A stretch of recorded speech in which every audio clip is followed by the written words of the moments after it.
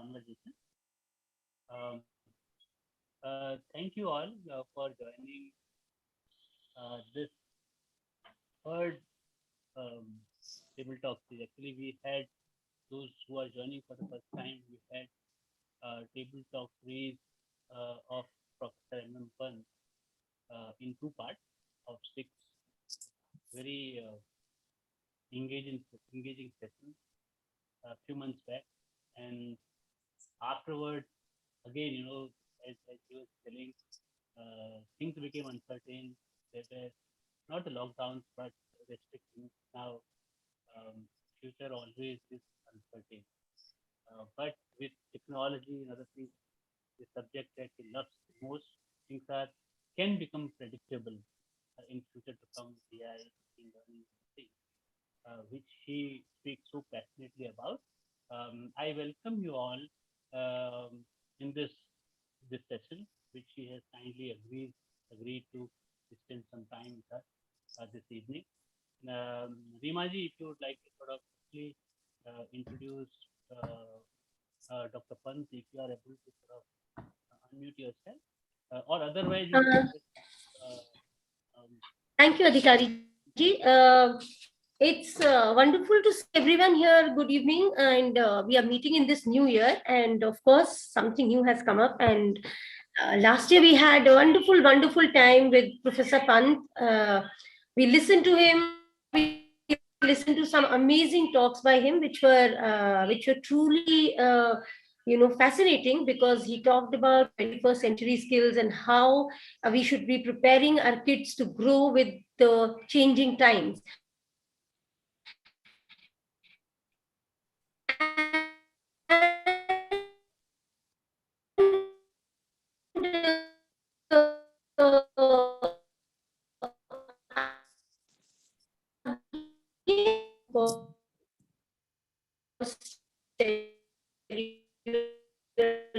Little bit about who we are and why we are hosting these table talks, because these table talks are essentially, a table talk basically is an idea which was somewhere in medieval England, where people who wanted to discuss something very serious would sit together across a table and discuss things out and maybe come out with some idea.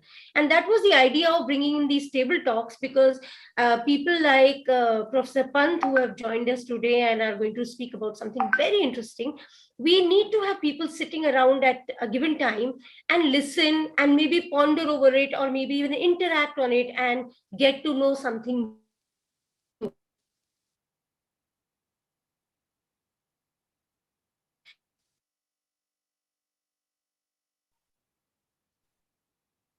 Yeah, so with that, Rimaji, we will request Professor Pant to start his talk, and then as and when we take the pause, we will let people ask questions. Sir, over to you, please.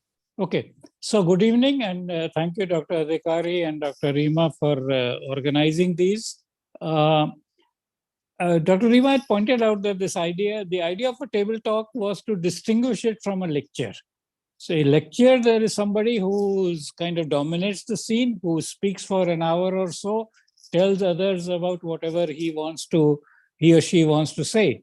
But this is more like a discussion platform. So actually, what I want to do is throw up a few ideas, and as Dr. Adhikari says, that want you to sort of engage with that thing, make a comment, observation, question, and then I respond to that, and so on, and we have a kind of a conversation, rather than more like a lecture.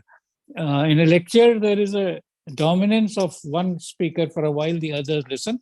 For a long time, here we'll do this in bits and pieces, that speak for a few minutes, then others speak for some time, etc., and build on the conversations, and not a planned flow by the main speaker or the lecturer of the session. The theme that we have kept today is about negotiating with an uncertain and unknown future or unknown world. Now, the reason I talked about this title is that if you talk to people, you realize that they have absolutely no idea. And in fact, if you look at the last 2 years, this is what has happened. The whole world was besieged by coronavirus, and nobody really knew what is the way to do it. There were, by that time, there were many diseases for which people had an absolutely well-known protocol, procedure, everything, etc., etc. And therefore, you had something, doctors detected it, they diagnosed it, they went through it, they prescribed a period of treatment, and so on and so forth. But this was something which the whole world didn't know. And is therefore a splendid example of the thought process that we had. We were talking about so many new things that were happening, things which were not known. See, there is a settled part of life. I'll give you a simple example. One of the settled part of human existence is the fact of cooking. Now, at what stage did humans learn how to cook? We don't exactly know. But we know it's been quite some time. And the original cooking was all done by the sun itself. So you had ripe fruits and ripe this thing which were ready to eat, and you ate them because they were in a situation that they could be done. When we had discovered fire, we suddenly discovered that if you use fire to do something, you can eat a lot more than you can eat as natural product. This was a big breakthrough, if you want to say that. And fire has been seen as chance sparks which happened, then sustained fires. But let's go back to about 100 years. We used wood as a source of fire, coal, charcoal, then we used kerosene oil, and so on and so forth. And this was established. If you want to cook something, you have to have a source of heat. You create a source of fire.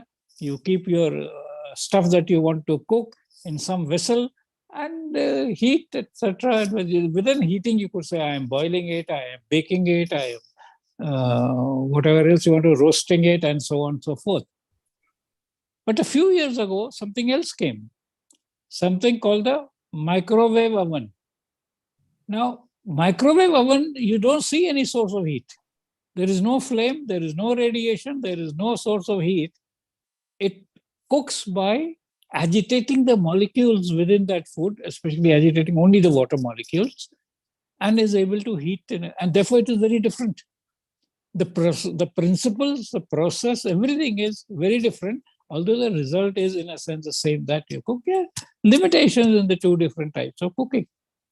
And more recently, we saw something come up called induction cooker, which uses the principles of electromagnetic induction about flux in fields and so on and so forth, to again do the same task of cooking.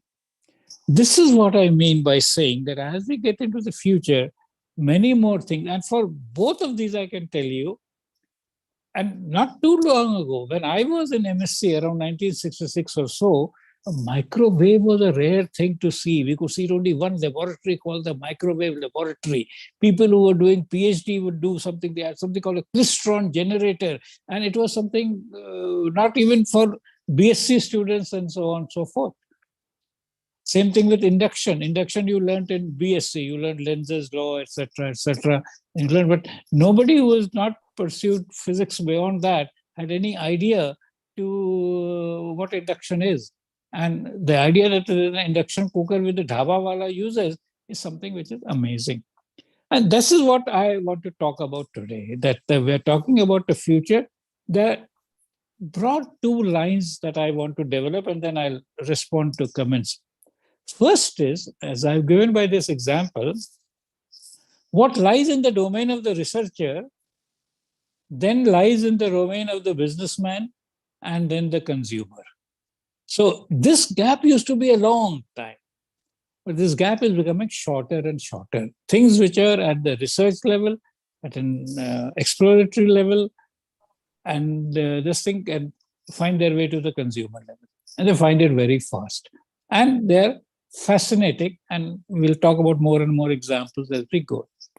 So what is the broad way? So how do you respond to a thing like that? And this is very interesting because we are saying that we're talking about what do you do when you're not being told what to do.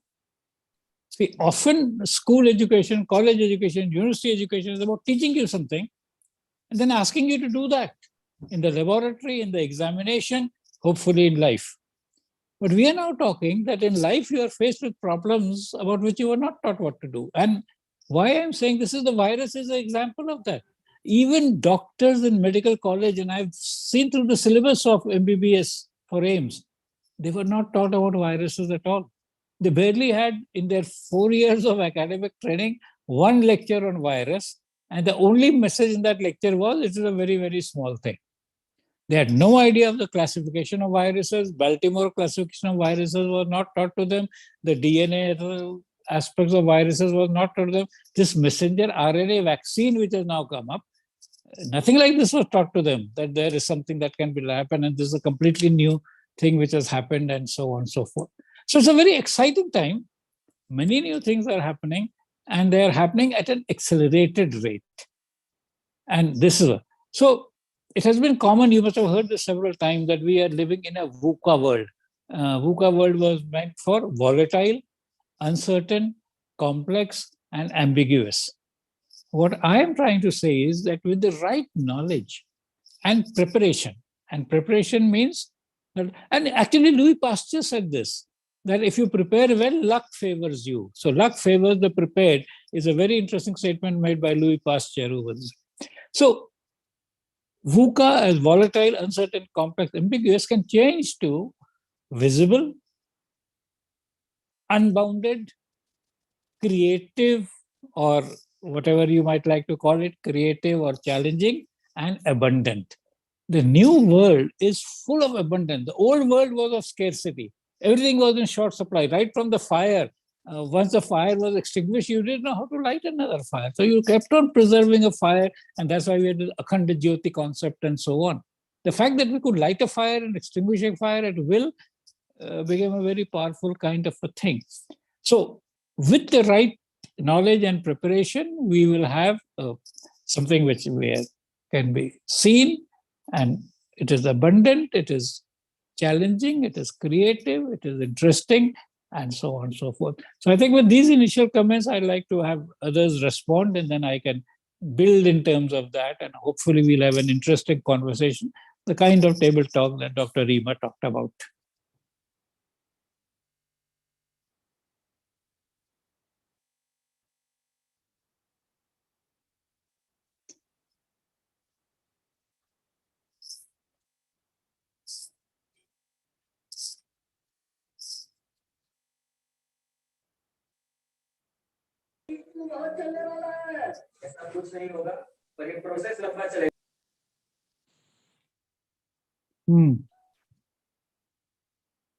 Hello.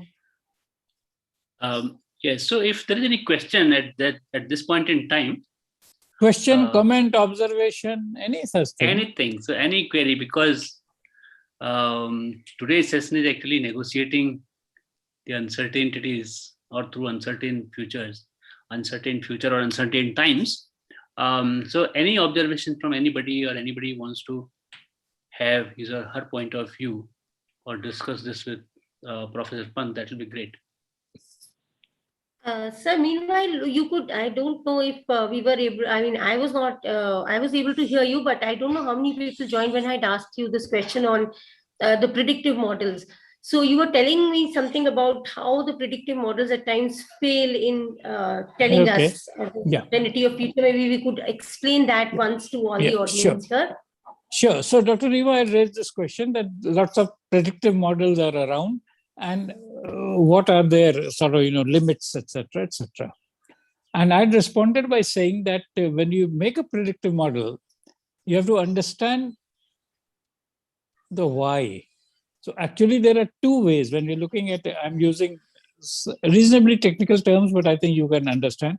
One is kinetics of the system or kinematics of the system, which means how is the system changing with time, how it is moving, or how things are changing with time. So that is kinetics.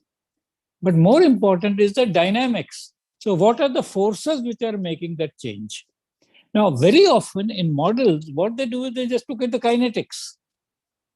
And then they will have some parameters and they will try to model that. But if the dynamics is not understood, that model might fail wherever it is. I gave a simple example. You throw something up. So a ball or a stone, you throw it up. If you look at the initial stages, going up, up and up. Now, if you make a linear projection, you'll say it will keep going up. This is kinetics. But dynamics tells you that it is going up because of the force that you applied, but there is a downward force called gravity which is acting. And when gravity becomes stronger, it will start coming down. So this is why dynamics is more important. Now, what happens in this most of mathematical modeling and including AI, you assume that life will remain the same, and you just try to find a mathematical function to describe the situation, which in machine learning will be called test data. So you have test data, you've found some equations which fit the test data. But unless you know the dynamics, you cannot say that the situation is going to remain the same.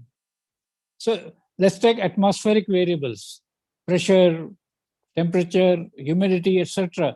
They will remain steady in a certain state. But suppose the cyclone is coming, it will then change immediately in a short time. So this is one of the basic issues about modeling, how close it. Otherwise, if you're simply doing kinetics or kinematic, it is correlation. So you say the data and my mathematical function are very highly correlated. But the statement in logic is correlation does not mean causation. Two things may be happening around the same time, but because of different reasons. And this is very, very important.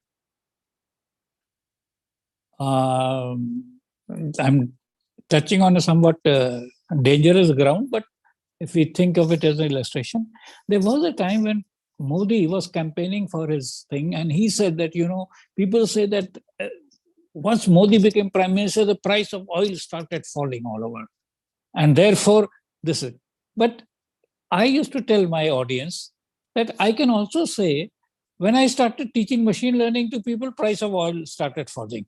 Now, these are two different things. They may be at the same time. So when oil prices were falling, I was also teaching machine learning. Oil prices were falling, Modi was doing his electioneering.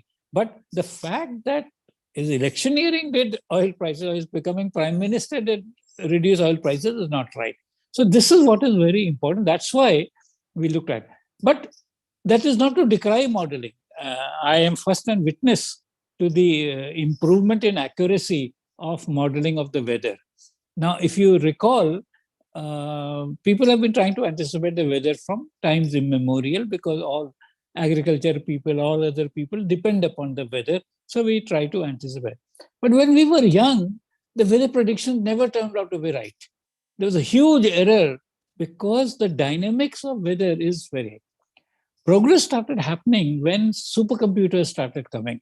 So when supercomputers started coming and they could collect the data from a large number of points and then make their equations, the predictions became better and better. And today, they can tell you within hours. If you're seen about the cyclone and these things, they can tell you within hours it is moving up there, it's going to make a landfall here, it is going to do this. Even now, the temperature of the day, they tell you by the hour. At 9 a.m. it will be this, at 11 a.m. it will be this, at 1 p.m. it will be this, and pretty accurately, except for, again, very sudden changes, etc., that might happen. So this is exactly the thing. So if we understand more and more of the forces, we will be able to make better and better predictions and better decisions.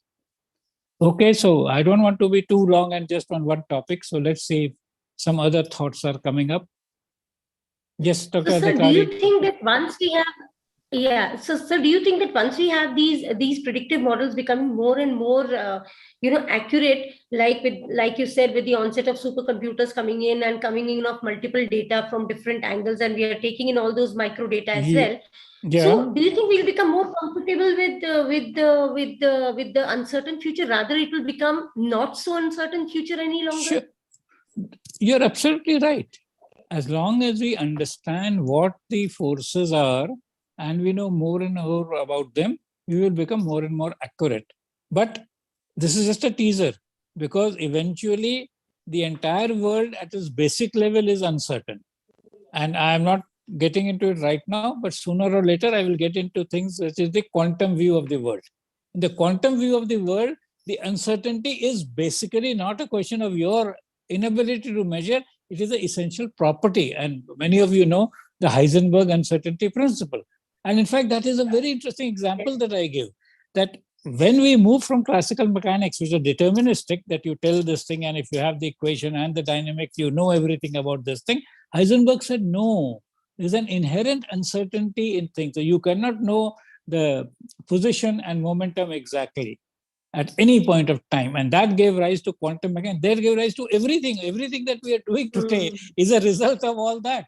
Accepting uncertainty rather than chasing. See, in a classical physics, you talk about certainty in terms of whatever forces, motion, etc.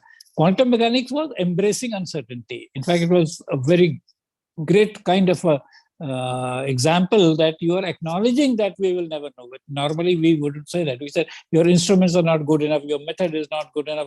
But intrinsically, nature is quantum to the extent that you will never know. And this is what, and you know that now many of these quantum tunneling microscope, the tunneling microscope, quantum diode, so many things have come, which are practical devices. All your transistors, everything we are doing, we wouldn't be able to do all this without quantum in that sense of the word. So, but I didn't want to bring it too early. I thought if the conversation comes, then we'll talk about that. That at the ultimate level, in fact, Richard Feynman around 1980s made this famous statement, which gave rise to what is now being called quantum computing. He said, if you try to solve nature's problem on a classical computer, it will never work because nature is essentially quantum. And Feynman was a very colloquial speaker. He said, damn it, nature is quantum. So it was not like a very serious thing. He said that if nature is quantum, you have to use quantum methods to be able to understand nature. And that's how quantum computing, quantum technologies, and all these come up. So this is a very interesting thing that this is a genuine example where acknowledging that you don't know something actually led to progress. Normally, you would have said acknowledging that you don't know will lead to sort of ignorance, but actually it led to progress. That's interesting, sir. So we have Utkal Pandeji raised his hand. So Utkalji, unmute yourself and ask your question. Good evening, everybody. Some of a bit of it, the question I was raising is partly answered by what you just said about uncertainty being an inherent part of the future. It's natural because it's always been uncertain. So I just wanted to touch upon the topic, the way the topic has been phrased. Number one, we've used the word negotiate. So it means that there is some kind of give and take involved. So I wanted to understand that further, and what kind of give and take are we suggesting? And the second part is when we're using the words uncertain and future. So my take is that the future is always uncertain. Anything that is certain about the future is uncertainty.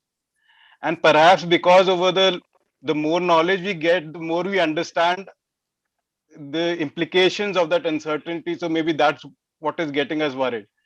But and as you mentioned earlier, that trying to predict things, we generally in the machine processing, so far we're just going in the binary world, and now moving into the quantum computing and fuzzy logic and so on. Maybe we can be a bit closer to the real world to be able to simulate it. So that is in terms of being able to predict in the future and trying to reduce the uncertainty. But my initial question once again is one about the negotiating part, give and take part, and the other thing is the specific reason why we are considering the current times more uncertain. So you see, there's a very famous phrase which all people who are somewhat learned understand. The more I learn, the more I realize how little I know. So this is what the uncertainty is about, that the more you know, then you realize that, okay, but this part I don't know and that part I don't know. So the lowest you're ignorant, you say, Sab Rabdi Maya hai. God has done this, we have to accept it and align ourselves to God. Then there is no problem, nothing, etc. God knows everything. It is his responsibility. I have just to be patient and obey the will of God. So this is the thing. So the more we know, the more we get uncertain. So for example, you ask any school child, what is the value of pi? He will tell you 22 upon 7. It is good enough for him to pass his 10th, 12th exam. But the moment he learns a little more, he says, pi is 3.14. No, it's even more. It is an infinite series. The more he learns about, and then he realized that I learned pi as definition of, circumference upon diameter, but pi is coming in this infinite series, pi is coming somewhere else, and so on and so forth. So this is what happens, that when you start learning more and more, you realize your ignorance is more and more, and that is to that extent it becomes uncertainty. And then you start wondering, but what does circumference upon diameter have to do with this infinite series? What does it have to do with tangent of something, etc., etc.? So you are absolutely right that this is what is over there. And we talking about this in, firstly, when we made this sentence, we did not do a scientific analysis of the sentence. We just put together a catchy sentence to have a starting topic for a conversation. So it's not like the 10 commandments given by Moses that God has said this. No, we just, why we said negotiation? Negotiation meant was that you were being able to see it slightly better and better. Now, you would have seen this when you're tuning. Nowadays, we don't do that. When we used to tune a radio, you would see that this voice has started coming. Now the voice has come very well. So you tuned it to get to the right frequency and so on. In pictures on TV, you look at the pixels and there is a pixelation, and then the pixels have come nicely and the picture is looking all right. So that is the negotiation we are doing. That to begin with, it looks completely uncertain. Gradually, you start understanding that, yes, I know the mega trends. I know the big picture. I know this picture. It's only this part which I don't quite know. So you get it. That's where the negotiation is. So therefore, negotiation is in a sense that we know something with a probability measure of how accurate it might be. And the better and better the accuracy, the better our negotiation has been. And we talk about uncertain future because in the past, we didn't know things to that level. So we couldn't talk about these details grossly. If we understood something, it was good enough. As we understand more and more, that's very often people say science is about the next decimal place. So you know it at this level. Now, can you know it to the new thing? And the other interesting part is when we talk about this uncertain future is how various fields of science, which we kept as separate things, are actually coupled. Now, as you start looking at your health or your body, you suddenly realize that suddenly magnesium plays a very important role in how your life is going on. Zinc plays a very important role in how your life is going on, and so on and so forth. So these are trace nutrients which become very critical for life. Salt, of course, we knew is a very important thing. And right from Gandhiji's salt agitation. Now look at salt. Sodium is extremely poisonous and very active. You see that in the laboratory, how it jumps around. Chlorine is a poisonous gas. But sodium chloride is the essence of life. In fact, you call it the salt of life, and salt becomes very important, and so on. In fact, I don't know whether many of you might find this an interesting thing. We all get a salary. You know where the word salary came from? Salary came from that in ancient times, I think it was in Rome or wherever, when people worked for somebody, they were given a certain amount of salt as the compensation for that. That is called salare in Latin, and therefore salary came, and so on and so forth. So the interconnectedness of the world is another very interesting part. Okay. So that's very interesting. Thank you, sir. Thank you. Yeah. So learning, as you said, in one of the conversations in last part is a continuous and consistent process. And I think being ignorant motivates to learn more, and that is how questioning happens. We have Dr. Anuja Pandey. She has raised her hand. So we will take a question from her, then Durgesh Panji, and then Srikanji. Dr. Anuja Pandey, please. Yeah. Thank you, sir. First, I would like to thank TechnoHub Laboratories team for conducting such a useful session for us. And as we know, in this current situation, we all are facing a lot of issues because of this COVID situation. we are coping up with that both professionally as well as personally. So this session would be very helpful for all of us. My question is that how can we prepare for an uncertain future, because there are a number of students who are also connected with this meeting. So that would be very useful for them. If you can explain something more detail about on that, how can we prepare for an uncertain future? Okay, so see, I will share with you, it's a very simple thing. We get a lot of sensory information, and a lot of information makes us, in a sense, often this is called analysis paralysis, that you have so much information that you don't know what to do. And therefore, the first step is to sift to meaningful information. I will give you an analogy from the mission of driverless cars. You are all aware that driverless cars exist. They are already there on the roads and so on and so forth. And it's a matter of regulation when they will be allowed here also, etc., etc. Now, when you look at driverless car as a problem, it's a very interesting problem. The amount of data that the driverless cars get is huge. You have something called radar and LIDAR and this and that, and now 5G will give more communication. It has so much data. But what can the car do? Car can only go forward, backward, left side, right side, accelerate, brake. This is the only operations it can do. So with all that data, it has to see. This is what we need as human beings. I try to tell this to people. There's lots of things happening. But you have to see what is it in your space? What is it that you can do? In more technical terms, say, what are your degrees of freedom? Now, having a lot of information, but if you cannot act on that information, or in terms of your context, it is not relevant, you have to ignore it. And you have to find out what is meaningful information and optimize on that meaningful information. Very often we get over so much data that the irrelevant information is what we are worried about, but the important information is what we are not looking at. And this is what the idea of negotiating in an uncertain world is. So the first thing is, what is important, what is not. And for you, because you have limited degrees of freedom. See, I tell ever so often, I have to tell people, stop trying to become the general manager of the universe. You have to be something to do with what you can do.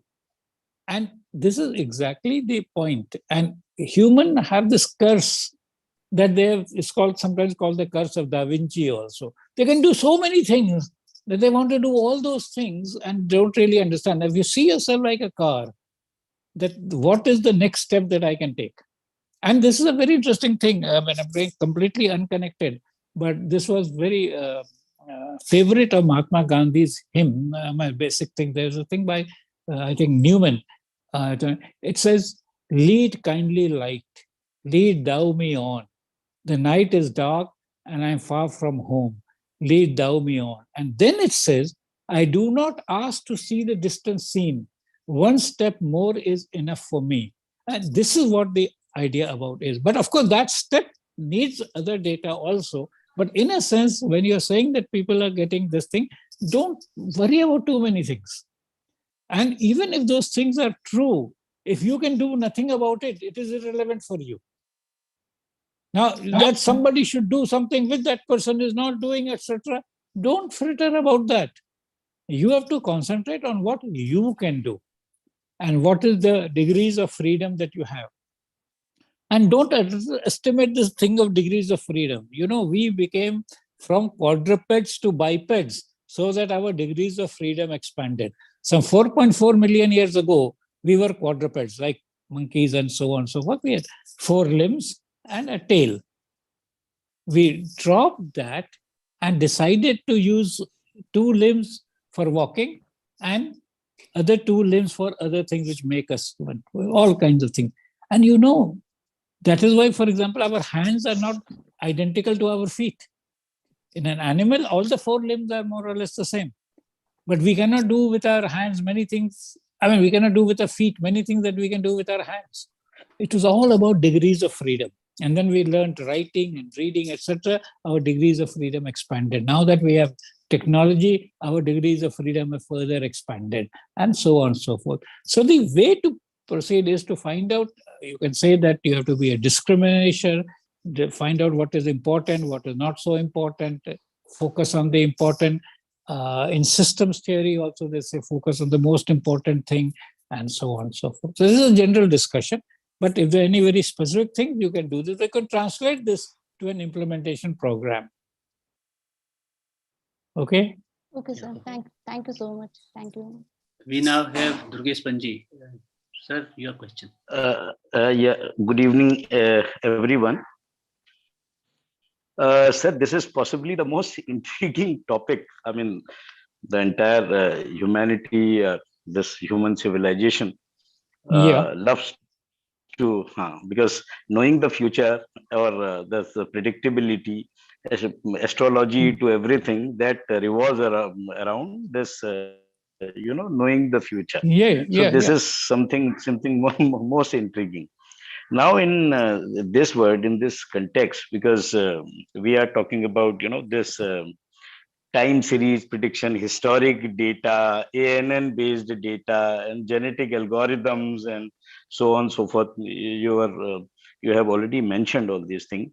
So, and the subsequently leading to a programmable universe that we often talk about these days, especially in this world of quantum computing.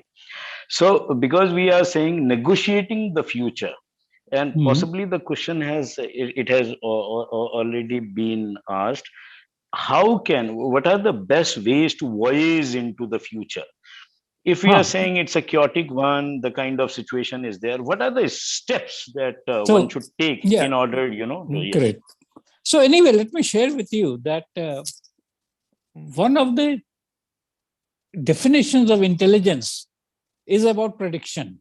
And I will give you the name of a person called Jeff Hawkins. You watch Jeff Hawkins' TED Talk and so on and so forth. See, prior to him, most people talked about intelligence in terms of behavioral.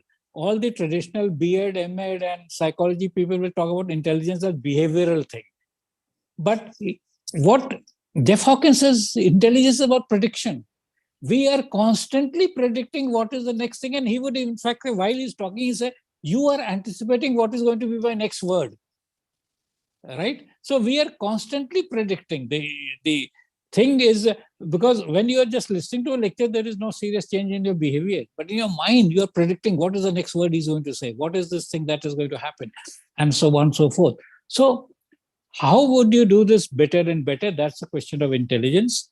And you must watch Jeff Hawkins' TED Talk, because he's a person who designed mobiles, the Palm Trio, etc. He's also getting into neuroscience.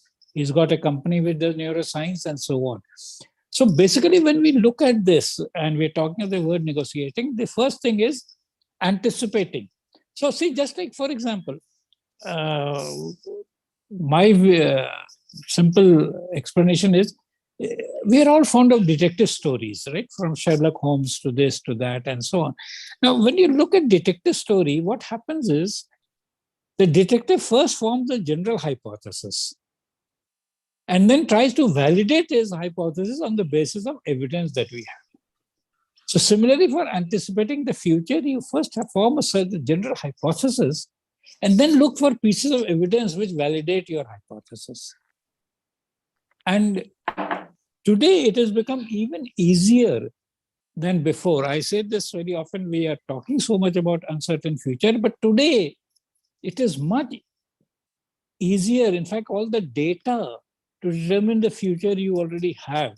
I mean, I've studied evolution, Darwinism, etc. There is no evidence in the story of evolution that this is what these people are going to do next. Darwin analyzes and say you did this for survival of fittest, but you never see any evidence that, look here, we have to develop this, we have to give up our tail, we have to reduce using 4 limbs but use only 2 limbs. There is no such understanding of future and a design future and a predicted future. But today you have. Today, if you just don't have to work very hard, just follow through what is happening. You know what is going to happen in the space field. There are 5 companies who are doing this. They're taking you for joyrides today. They're planning to go to Mars. They're planning to go to Jupiter. They're going to do this. All this is known. In 1950s, we had no idea that Russia is going to launch a Sputnik in 57. But today you have 10-year, 15-year plans of all these companies. Durgesh just now mentioned quantum computing. You have the quantum computing plans of the world before you. What is USA doing for the next thing? How many $1 trillion they are putting it there? What is Europe doing there? What is China doing there? What have they done for quantum internet there? What are they doing for quantum cryptography? All these things are known. So broad trends we know very well. What exactly will happen, we don't know. And that is why I'm saying, you have to interpret for yourself, what can you do with this? Where are your opportunity space? And actually, this term which people use in physics very often called the phase space. You have to find the phase space for your life. Where are the opportunities? What would you be doing? And so on and so forth, and move on. And to that extent, we are in a much better situation today because we know a lot more. And the tools that we know, I mean, you imagine people who tried to look at the world, they didn't without knowing calculus. They were trying to, Halley's comet, when it will come, they were trying to find out without knowing the dynamics or the thing. Today we know calculus, we have all these fancy mathematical tools, we have newer tools and so on and so forth. Therefore, understanding the future and predicting the future is much more feasible and possible. Our problem is, so on the our problem is that our brain is on not the lighter willing... side, sir. No, on the lighter side, because on the lighter side, what I'm saying is stock market prediction happens to be, it's a rose market. Can we have predictability? And with regard to such, these things are of utmost importance because these are complex systems. Is the degree of polynomial is on the rise? No. So that is why today the stock market is not analyzable. But there is nothing to say tomorrow it won't be. Just like the weather. The weather 20 years ago was not analyzable. And today it is, right? Same thing about genetic dispositions. We had no idea. Today we have full genome maps, etc., and so on. Yes. So stock market will also be analyzed. The complexity, as you have said, the complexity is much higher. So there is, and this is human nature. As we are able to do something simple, we want to do something more complex. And that is where this, what I was saying is that our problem is that we don't want to accept the future. So see, stock market also, why do we have so much crisis in stock market? Because people are not willing to go by the detail. They want to go by the sentiment that this should rise, this should fall. You should look at the data and you will be able to see that it is happening and so on.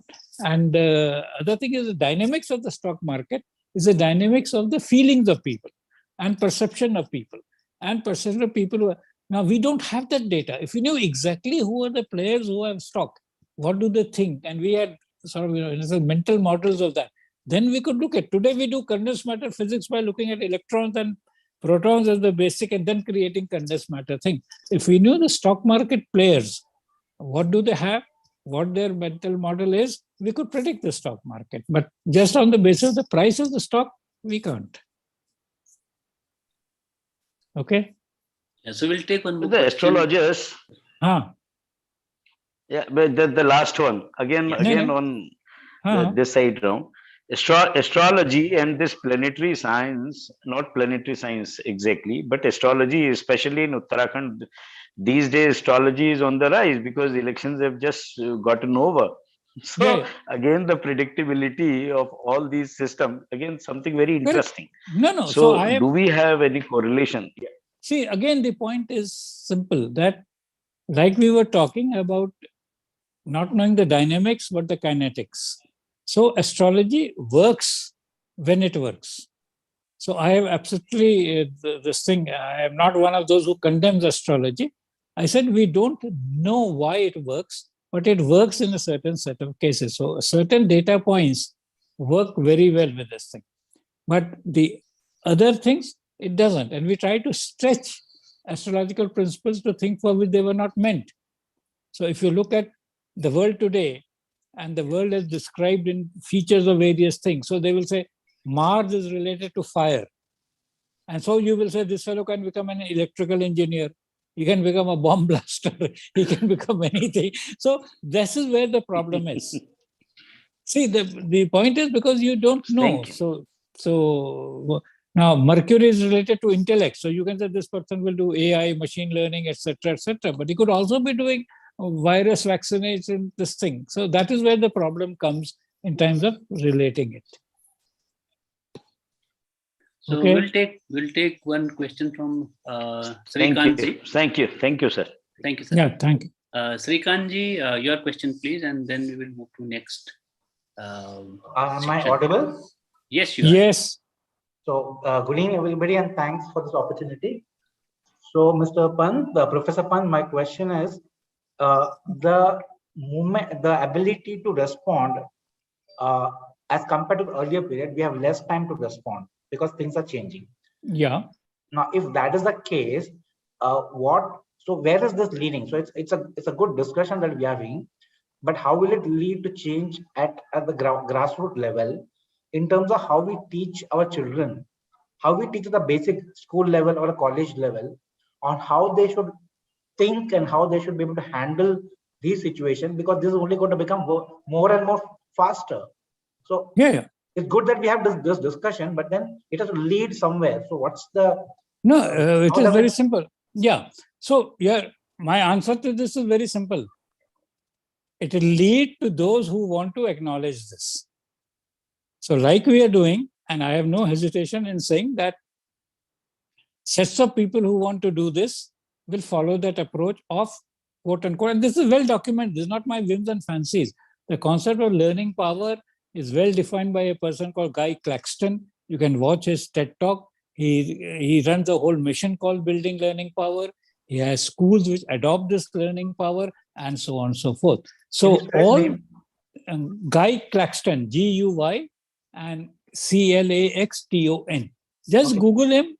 First begin with his TED Talk where he explains what is learning power. And he is giving an analogy to muscular power. He said, just like you have muscular power, and if you have good power, and I often say that like a horsepower motor with such and such, it can do many things. He says learning power is also like, which we used to call general intelligence. See, IAS में हम क्या करते थे, कोई भी paper लिया, कुछ लिया, उसको कहते थे वो सब कर लेता है. So उसको हम general intelligence कहा करते थे, right? So learning power is the development of the idea, and he has a full system for it. So it is not that it is. So many other people have talked about creative problem solving under uncertainty. We don't accept it. See, our education system is a tragedy of the country. That knowing everything, I read somewhere, I think Gita में इसको ज्ञान पापी कहते हैं. So एक होता है वो पापी जो अज्ञान में पाप कर देता है. एक होता है ज्ञान पापी, Duryodhan. So Duryodhan told Yudhishthira, sir, I have gone to the same school as you have gone. We've studied together. I know everything that you know. But Yudhishthira likes to do dharam. I like to do adharam. That is my point. So इसीलिए ये चीज सब पता है. In fact, I have made the statement wherever so often that the difference between medical science is, medicine is that the outcome of medical research are applied to medical practice. The outcome of education, research, knowledge, etc. are not applied to educational practice. So we say ये अलग चीज है. ये medicine में भी पहले था. The using research in medicine is just about 100 years old. उसके पहले medicine was practice, research was research. It is only John Hopkins University, etc., which for the first time said कि medical research से जो सीख रहे हैं वो medical practice में लगाएंगे.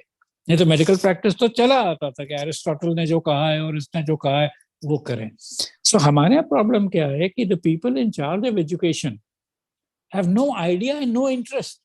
And I have no hesitation in saying they don't even want to see an educated society. Because if you are a powerful politician or any bureaucrat, anything, you like the idea that unemployed people are coming to you. I will share with you a true story. So I was in a computer field, professor of computer science at IGNOU and so on and so forth. Also, I used to go to UPSC ever so often. See, in the computer jobs, nobody would come. They applied. See, UPSC announces 6 months earlier. By that time, everybody has got their job, so nobody comes for interview. So they invite 30 people, 3 or 4 will turn up and others won't. And in IGNOU, I will tell you this true story.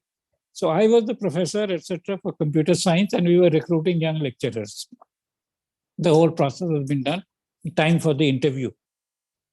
When the time for interview comes, the VC is telling to me with a very long face, sad heart, Professor Pant, this is the only subject for which I have got no recommendation. You can choose whoever you want.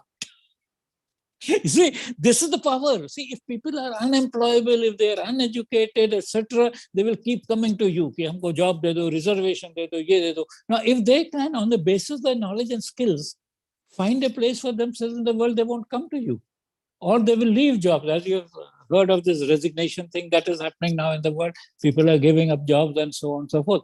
So the state, and especially the politicians, they don't want good education. I have no hesitation in saying, I'm willing to say it in any forum. Look at the new education policy. It's driving you 100 years backward. The new education policy doesn't even know that no two children are alike.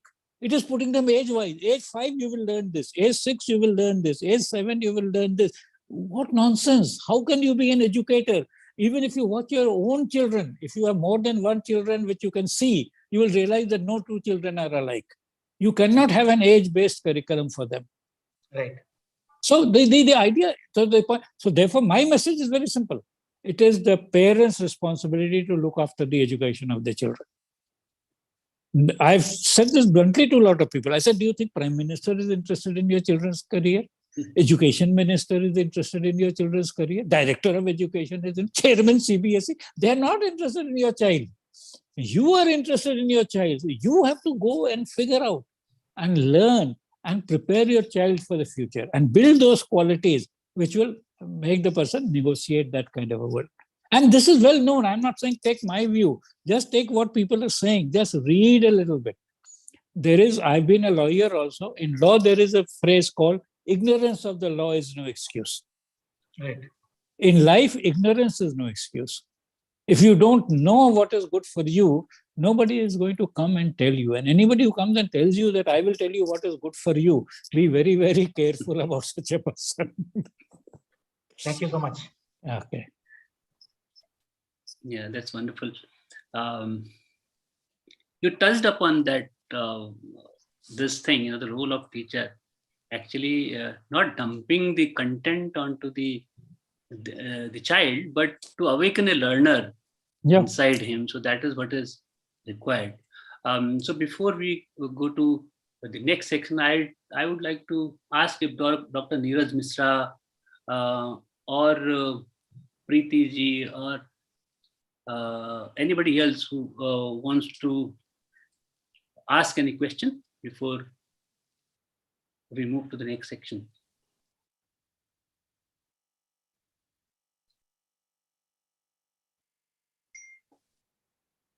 It's interesting to know actually whatever Panchi is talking, and but there are so many uncertainties. What I've been thinking, and then I feel just live today and just do whatever we can do it today. And वो बोलते हैं ना नेकी कर कुएं में डाल रहा. So but the important point is that you have to prepare for a possible tomorrow. Absolutely. So you have to. So therefore, the point is very simple, that you have to learn to work like a computer program. If then else. So if things remain the same, I will do this. If things change toward this, I will do this. And that's why you remember computational thinking had become a big buzzword, because the idea was teach children computational thinking, so they understand structured approaches rather than do something and chahe jaan bhi chali jaye. No, look at things, what the conditions are, and do conditional response accordingly. Yeah, and everything, the future depends so much on today's action, what we do. Yeah. So you are creating your future. Actually, it is very interesting. Actually, you are creating your own future. Yeah. Because what you choose to do, see, of the various, so you create your future, you may not realize it. It sounds very philosophical and profound, but every action of yours is determining your future. Absolutely. Dr. Pant, sorry to interrupt you again. This is Dr. Anuja Pandey from Faculty of Pharmacy, Uttarakhand Technical University. Actually, you have discussed about the talk on that learning approaches. This is also a very good topic. So as we all know that learning is the only way where we can become more expert in our field. So I just would like to ask you, what can be the best learning approaches? Okay, so which department are you in that technical university? Sir, actually, I'm from the pharma industry. I'm pharma, in pharmacy. very good. Pharmacy. I want to catch on. So you will appreciate what I am saying. I am proposing nowadays a new thing. I said this in a meeting of AIU, Association of Unions. I have, because you're from pharmacy, you will appreciate this and help me maybe develop this. Sure. So I am creating a concept of a learning prescription. So I am saying, to solve your ignorance, you go to a knowledgeable person, let him give a prescription to you. See, when in the pharmacy you give a prescription, you first describe, is it a tablet? Is it a liquid mixture? Is it an injection that you have to take? Is it something else? How many times a day you have to take? What is this thing? Etc. etc. A learning prescription is guided learning like this. You don't have to teach everything yourself. You say, go and read that book. Just like I told you, go and see that talk. Go and see Guy Claxton. That is good enough. You should then read Guy Claxton and understand that. And then you come back to me and say, well, this happened, but this is a new thing that has happened. So I give you another prescription. So to me, the model of learning is learning prescriptions. I've started talking about learning prescriptions.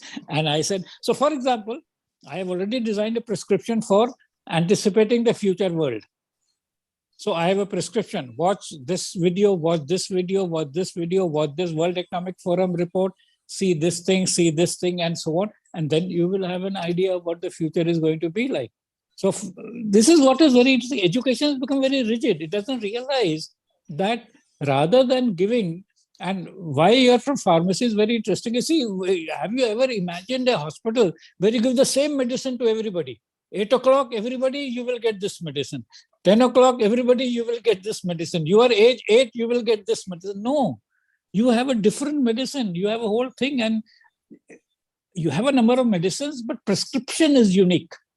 The same medicine, you give 500 milligram to somebody, you give 250 milligram to somebody.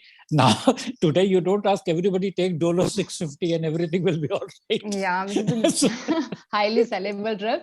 Because this is all because of the power of medical representatives, what they are giving tips to the doctors. So now it will become, I'm very happy you said this, because now it is power to teachers. So teachers describe what is to be learned. So I'm coming on another question. What prescription should I give to my students? Actually, I'm in a teaching field now. Right. So what prescription I should give to my students? So very good. I will tell you. So first ask the student to describe his symptoms. Correct. What does it want to be solved? See, this is very interesting, because we are teaching students without saying what the problem is. So does a doctor prescribe a medicine without asking the patient what is the problem? So let the learner say a problem. Let him say, I don't understand logarithms, but I can do square root. But this thing, then you know what to prescribe to him.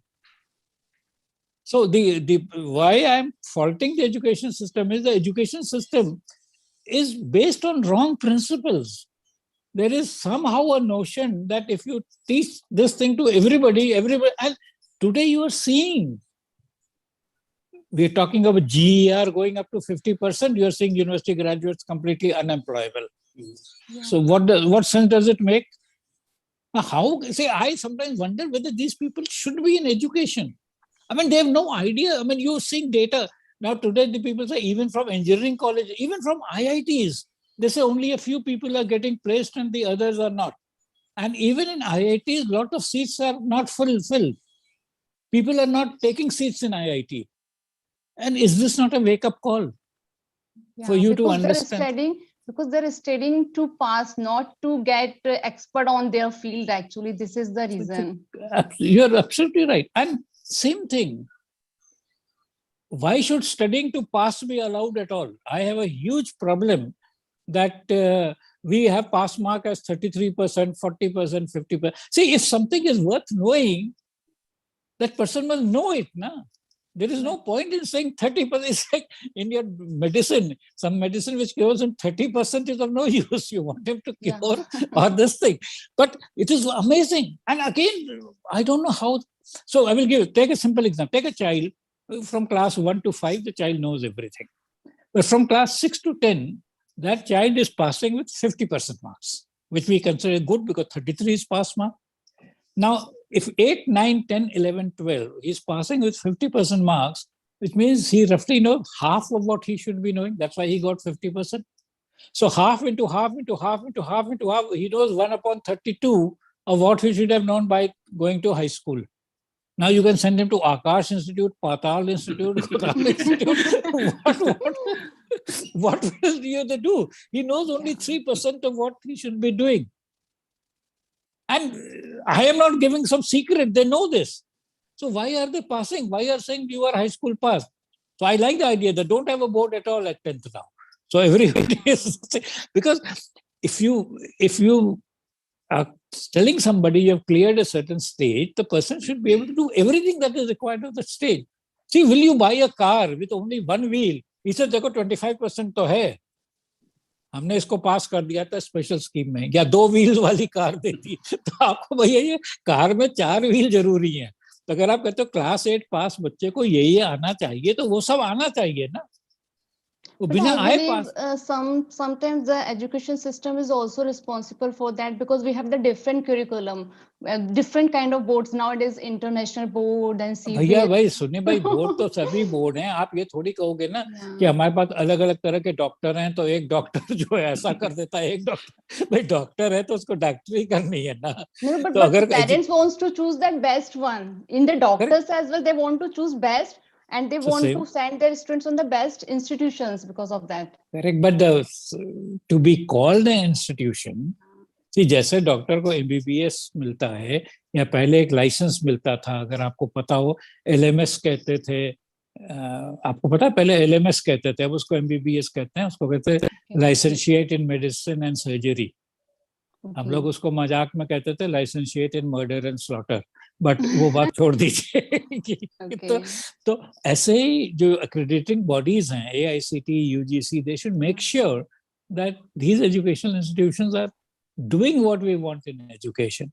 But they have not even, see, सबसे बड़ी problem क्या है कि they have not even written कि हम चाहते क्या education से. मुझे आज तक कोई नहीं मिला जो ये बता दे हम क्लास 8 में पाइथागोरस थ्योरम क्यों पढ़ाते हैं. मैं कहीं और फिर आगे ट्रिग्नोमेट्री में 2 साइड दिए हुए हैं, इंटरनल एंगल दिया, थर्ड साइड निकालो.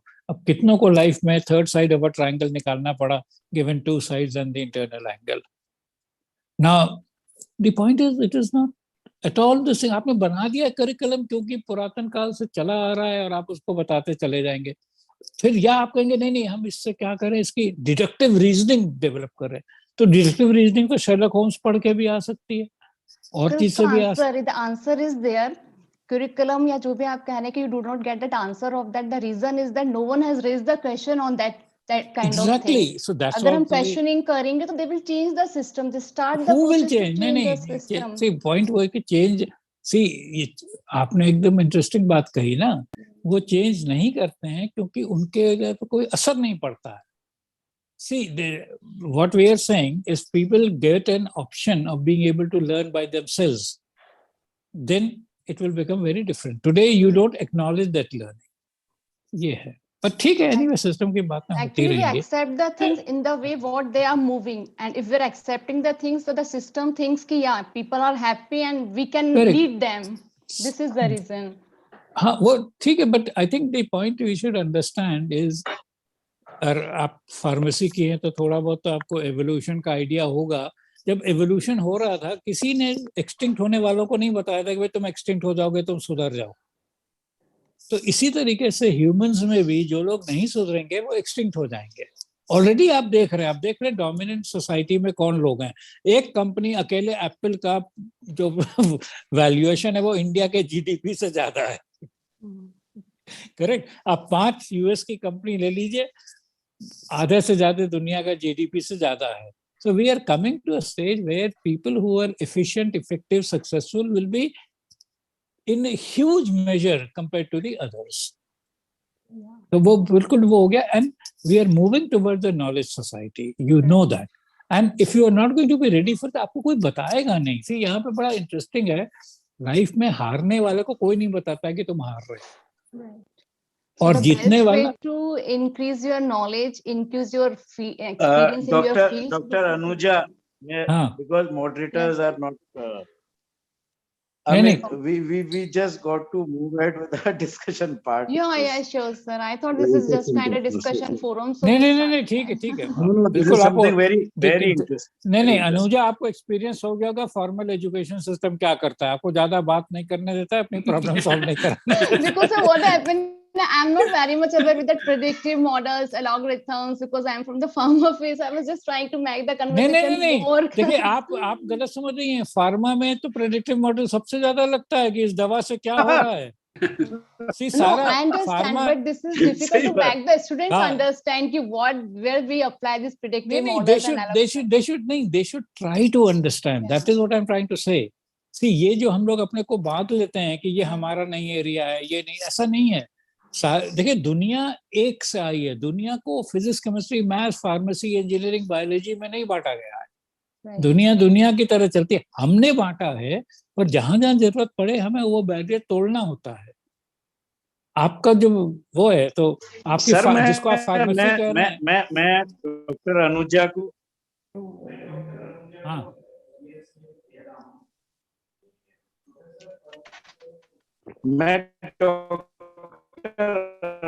we can't hear you. There is some disturbance. और ऑडियंस के लिए कि प्रोफेसर पंत का जो variety system better than him. Can I be heard? हाँ. Yes. मैं आपको because he has taught at IIT Kanpur. He has studied computational physics way back in IIT Roorkee. That is Roorkee University. That time he has been part of IIT Mumbai and IIT Delhi both. The IIT system, he knows ODL system. He has taught all over the world. He knows all these educational practices, methodologies, and systems. So he is an authority and educator in a way because he has experienced, seen, witnessed all these things. So and out of all these experiences, now whatever he says for us, that is something that takes us forward. Thank you, sir. Thank you. Thank you. Go ahead, Anuja, Dr. No, we have done. Actually, the things were getting very interesting, so I was asking the questions. No, sir, please go ahead. नहीं, आपको कुछ और पूछना है, पूछ लीजिए. Maybe once you start the conversation, something will pop up in my mind. So I'll ask that time. देखिए, already you can continue. 6:20 हो गया है. 1 घंटे से कहीं ज्यादा हो गया. तो आप बोल लीजिए, अपने मन की बात कह लीजिए. खाली मोदी जी थोड़ी हैं जो मन की बात कह सकते हैं. आप भी कहिए. No, sir. I am very much happy कि जितनी भी मेरे मन में बातें थी, I have spoken everything, and I am really very much happy to discuss with you. And now you can go ahead with your session. Thank you. ठीक है, चलिए, ठीक है. सो अधिकारी जी, देखिए, और कोई है, कोई कहना चाहता है, कुछ करना चाहता है? Sir, meanwhile, I can just because I was listening to this conversation by Dr. Anuja, I knew, then I just cropped into my mind. Can we also then say that somewhere this present education system, which is in a way having a lot of issues, and we like you said that we are still not interested, kind of to change it or upgrade it because nobody feels the need. So somewhere it will act like a sieve to like evolution decided which are the ones to go to the next this thing. Maybe this education system will actually help us to help the nature to find a way to only take those human beings to the next level of evolution who are... See, you are absolutely right. In fact, today's topic is essentially that. Those who will be able to negotiate successfully with an uncertain future will be flourishing and thriving, and those who won't be able to will be perishing. And I'm not the first one to say that. Again, I'm giving you a name. Watch it if you have not done it already. एक आदमी है, Yuval Noah Harari. Yes. Yuval Noah Harari, उसकी किताब थी sapiens, होमो ड्यूस. उसका एक आप video देख लीजिए, गूगल में वीडियो करिए. उसने कहा है ऑलरेडी, मतलब हिम्मत देखिए उस आदमी की. उसने कहा है कि अभी एक पैदा होगा जिसको कहते हैं यूजलेस क्लास. तो इंडस्ट्रियल रेवोल्यूशन में वर्किंग क्लास पैदा हुआ था, अभी एआई रेवोल्यूशन में यूजलेस क्लास होगा, और वो यूजलेस क्लास के उसने दो वो बताए थे, जैसे गीता में उसका बताया स्थिति प्रज्ञ के क्या लक्षण है, उसने यूजलेस क्लास के लक्षण बताए हैं। एक, जो उनको आता है वो किसी काम का नहीं है, और जो काम की चीज है वो सीख नहीं सकते। वो बड़े ब्लंटली कहा है उसने, जो उनको आता है वो किसी काम का नहीं है, और जो काम की चीज है वो सीख नहीं सकते, therefore they will become the useless class, and this is exactly the thought process. And those who will go beyond and right, it is like absolute. I personally think it is an evolutionary thing, absolute evolutionary thing. तो होमो sapiens, होमो ड्यूस, अब ये आएगा जो कर सके, जो actually पुराना principal है, प्रिंसिपल पुराना है। See it is like saying कि चेंज से तो आप कोप करते आए थे, अब आप रैपिड चेंज से कोप कर रहे हैं, अब आप एक्सेलरेटेड चेंज से करें। पहले आपका चेंज होता था one at a time, temperature बढ़ गया, आइस एज आ गई, घास चली गई, फलाना हो गया। अब क्या है, मल्टी डायमेंशनल चेंज है, और फिर भी आप कोप कर रहे हैं।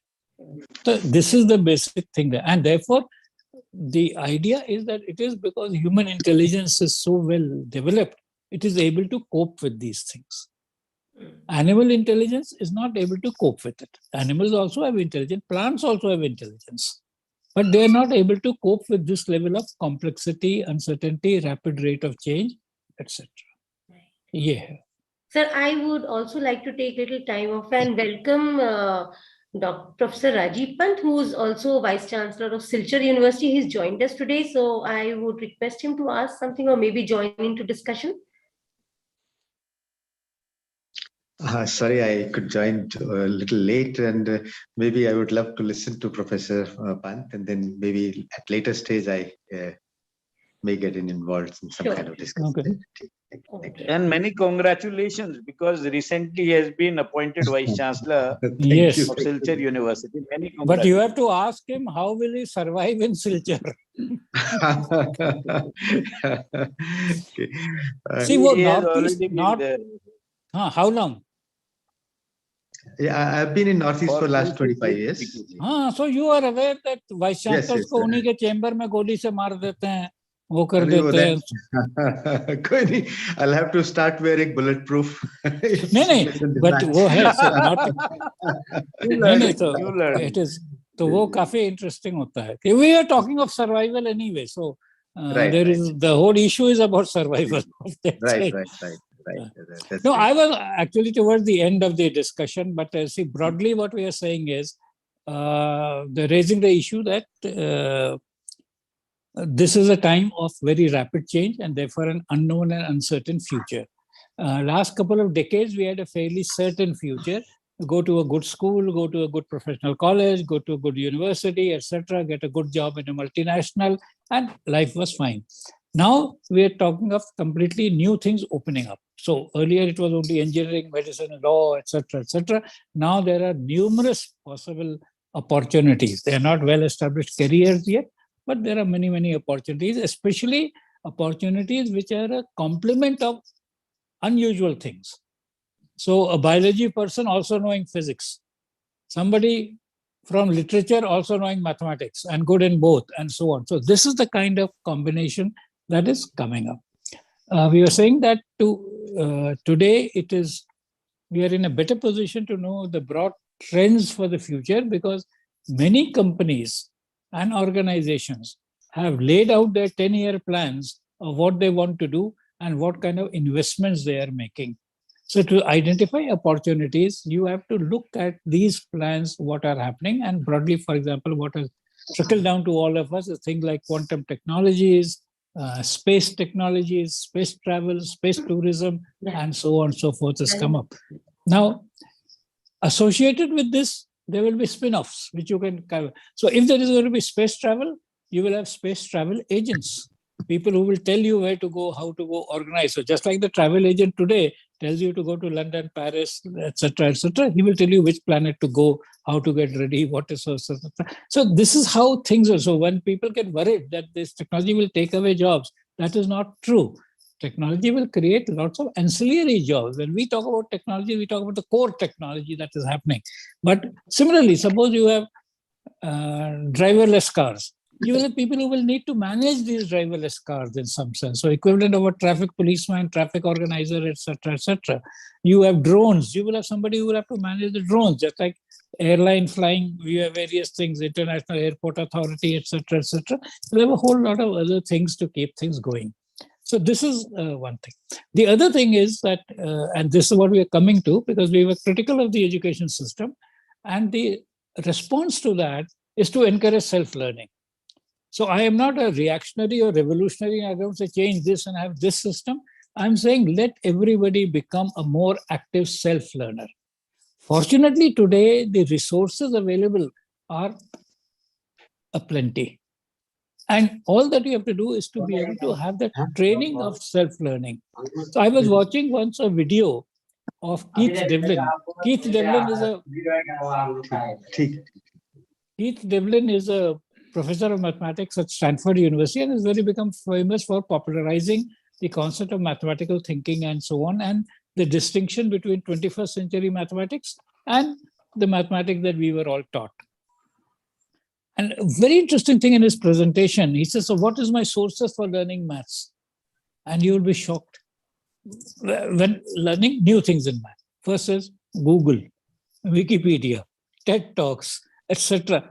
He says, you see, Wikipedia has articles by the best people there, all available for you without even paying the price of a textbook or a book, etc. So the way of learning in the future is very different from what it was in the past. And not only that, the beauty of AI is that it will recommend to you things. If you see, we are talking of prediction.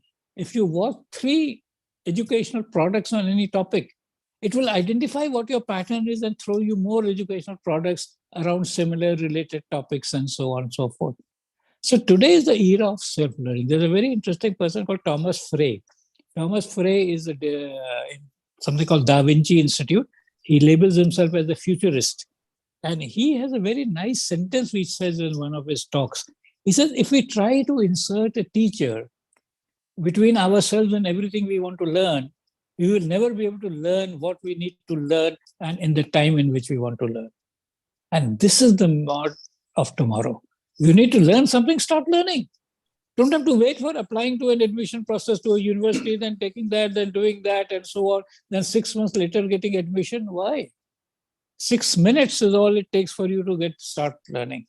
And learning is a continuum of things.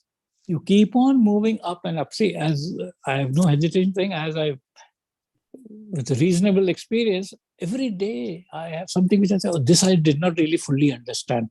I need to go back and see how this works, and so on and so forth. So that makes you a genuine learner. It is no longer a question of just you passed the exam, got the degree, and so on. And I remember when I was active in interviews, very often you ask somebody some question, he says, sir, that was taught in the first year, I have forgotten it. So what is the point of learning? And I'm talking of computer stuff. I asked them, what is a relational database? They said, that was taught earlier, I have forgotten it. So why were you taught at all if you have to forget it? And everybody agrees that this teaching is completely meaningless. So you need to learn and so on. And we are all learning machines. It's a very interesting thing. If you look at young children, they learn a lot. In the first 2 to 5 years before they go to school, they learn a lot. After that, they stop learning. The moment they go to school, college, university, their learning stops. So it's a very important thing. So the idea is anticipate the future, learn whatever. And one of the ideas that I am promoting, it's not taken up very well, but I'm saying, is the idea of a learning community. What you're doing now, you're still trying to create a spirit, but the idea of a learning community is a very interesting thing. And I am emphasizing this because many of you may not believe it. So there was a lady called Elinor Ostrom. She was a professor of economics in Bloomington University, Indiana, USA. In 2009, she got the Nobel Prize in economics, first lady to have got it. Unfortunately, she passed away a few years ago. That's why I'm saying she was. She got Nobel Prize for proving that many things in the community are better done by the community than either the government or the private sector. No wonder you have not heard of her, because neither government wants to tell you about Elinor Ostrom, nor the private sector wants to tell you about Elinor Ostrom. But Elinor Ostrom says this, and you don't get Nobel Prize just like that. And she said that if communities work together, and she laid down certain 8 principles of how to handle a community. Prior to that, there was almost a dogma of Garrett Hagen saying that tragedy of the commons, that anything which is left in common for this thing will dissipate and perish and so on. But what she said, no, if the community decides that it wants to keep it going, and the best example of that is a community of scientists. If you look at science, the main track of science is a loose community of scientists who just work together. There is very little authorized by the government, etc., in terms of science. In fact, the Government Institute of Science do the worst. It is the initiative of various scientists which do that. And it has been going on for the last couple of 100 years, and lots of progress has been made. Then government may take certain missions and private people may take certain missions. But the field of science is basically grown by the community of scientists. And this is what is very, very interesting. Anyway, I can go on and on, but this is in a summary. And I hope that you all will continue to work as a community, looking at various issues from time to time. I think that is what Rimaji and Siddharth are trying to do, creating a community of learners. And it's not only on science, but on multi-dimensional these things, environment, education, entrepreneurship. So all of that is being done by them, and therefore TechnoHub Laboratories is there. I would request Rimaji to touch upon briefly on what TechnoHub is doing, and then after that, propose a vote of thanks and conclude today's session. Rimaji. Thank you, Adhikari-ji. But that is exactly what I was also saying, what Professor Pant just spoke about, a community. So this is the idea of having a table talk was also exactly based on this. And in fact, sir, I have a submission to make. Every time when and this I have had since childhood, whenever I would listen to people talk and share ideas, that is something which kind of stimulates me to start reading. So now that you took names of a couple of people, I'm going to read about them, think about them, and build on more ideas. So probably for me, like my personal journey through my teaching, learning, I feel that when I'm talking to people, when I'm listening to them, when I'm asking them what they do and they're explaining it, that kind of stimulates my learning. And that makes me more inquisitive to know more about it. So I think everybody has a different journey to make. And this is what we are trying to do in TechnoHub when we are requesting, luminaries like you to come and tell us something which is happening around the world. Because I think something like very interesting, which Carl Sagan said, that if you start reading books, you may read only a couple of books in your given lifetime, but when you start discussing it, then you know exactly what you can read and what gives you the best fit, and that will make your process faster in teaching, learning. So the idea of coming together, sitting here, discussing different things and knowing what we can do will give us more ideas to learn faster and go towards the processes that we are meant for doing or which we like, which will take us to the next level of education. Similarly, in case of environment, when we talk about environment, I feel education and environment are again closely related. This system of education, as you very rightly said, has actually taken us away from nature, and away as we have gone or diversified from nature, probably we have also become very uncertain about ourselves. So whatever we feel is certain is not going to be any longer certain, because we are also losing our touch with nature. This is how I look at uncertainty at times. As I was telling you what I think about uncertain future is, because we are not looking from the Earth's age or from the universe's age, that how uncertain our future is. So even when we sit here and talk, maybe some nebula which has exploded somewhere in the universe has given some kind of radiations which may affect us somewhere in about 2 days, or the vaccine that we have taken today may do some difference to our immune system and give us some new kind of issues coming up about 5 years or 10 years from now. So we really don't know what is coming up.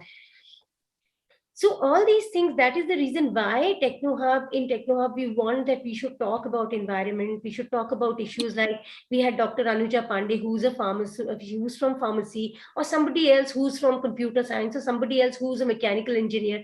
But when different minds come together and then different things come together, because we all have same causes, we all have same issues in life. Nobody has got a different issue to deal with. But we have different ways of looking at it. And when we all come together, so probably a holistic idea of moving together could come. And like you very rightly said, that cooperation does help. We all know that even UN is talking about collaboration. All big industries talk about collaboration. All top management talks about collaborating and working together, because synergies do make a difference. And that is what probably TechnoHub is trying to do through technology, education, and environment, move them together in synergy so that we can give or take and learn and walk into a better tomorrow. With this, sir, I would say we really had an amazing time today. And this talk, I think we are surely expecting another talk from you now, which will move from just an uncertain future of the supercomputers to a very uncertain futures of quantum computers, because we all know that we are almost walking into that age of quantum mechanics and quantum computers. So, all of you who are here, we will be announcing a next table talk very soon, whenever sir permits us to give it, and continue with this journey on uncertainty with some certainty, definitely. With this, I would like to take your leave, and thank you very much, and thank you so much, sir, for giving us time and for giving us this new direction of thinking. Thank you. All the best. Keep up the good work. Yeah, thanks to all the participants also. You spared your so valuable much of time. Please join us again, and we would love to have you. Even otherwise, you can always come to us. We can be found at www.techno-hub.org, and I will be leaving on the chat box our website and our phone number. You can always connect to us, and we'll be happy to get in touch, collaborate, or discuss anything. That is it.